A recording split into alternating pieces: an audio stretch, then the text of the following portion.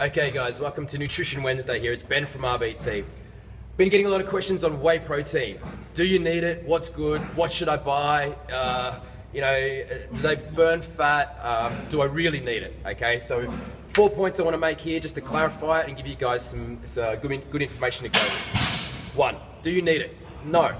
Okay, you do not need to be taking whey protein. However, should you be taking it? Okay, let me give you a couple of reasons why you might want to consider it. 1, okay, you can't eat enough meat to get your protein quota up to your macronutrients that we want you to take. That's probably the #1 reason where you would use protein, okay? So if you struggle to eat enough meat, if you are time poor, you're not cooking enough meat, if you're on a budget and that much meat is too expensive, that's when protein's cheaper, easier, and good for you to probably take, okay? Second thing is, what should you buy? Okay, heaps of brands out there, guys. What I would usually suggest is probably stick away from anything that's got any form of carbohydrates, maltodextrins, and sugars, and any of that crap in it you don't need.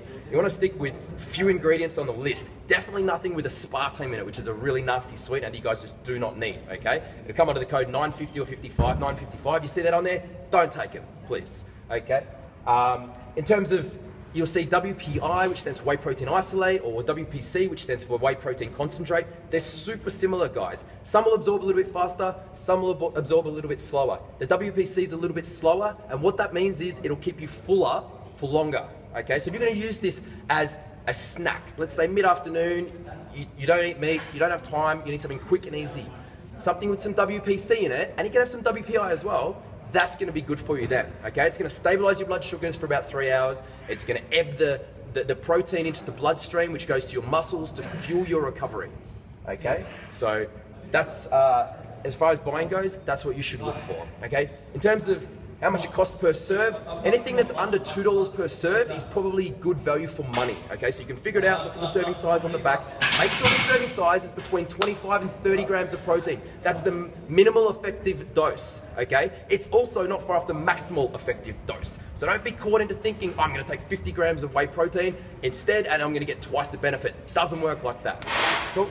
#3, don't fall from the hype from the supplement industry. I was in the supplement industry for 10 years, okay? And let me tell you, I didn't even like selling proteins that claimed gain 7.5 kilograms of lean muscle in 14 days, burn 4.6 kilos of body fat with this women's only protein. No such thing as a women's only protein. It's like saying women's only steak, okay?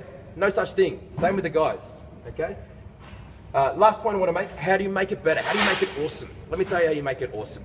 You add things to your shake which come from whole foods. So adding like half a teaspoon of cinnamon or half a teaspoon of ginger, my 2 favorite things, especially coming into winter. Ginger's warming, okay? We want to keep you warm, especially while you're eating in a caloric deficit, which means that your metabolism's coming down a little bit, which makes you colder easier.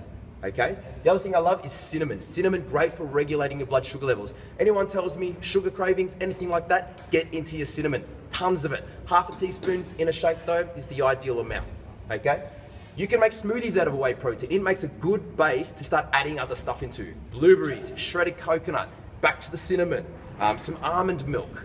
You can add your greens in there. If any of you are using like a wheatgrass or a barley grass supplement, go for that. You've got a blender and you want to mix in things like some kale and spinach, go for that too, okay? So just to summarize, guys, you need a protein if you can't hit your targets, okay?